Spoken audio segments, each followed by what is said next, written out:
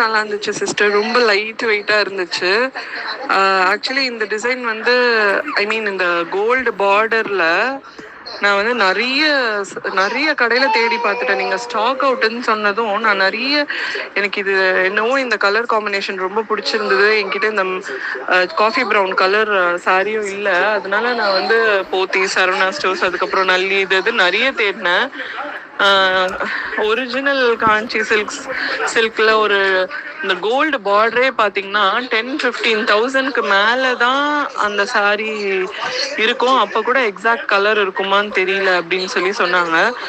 5,000-7,000 வரைக்கும் கூட எனக்கு ஓகே அப்படின்னு சொல்லி அந்த கவுண்டர்ஸ்லாம் நான் செக் பண்ணி பார்த்தேன்.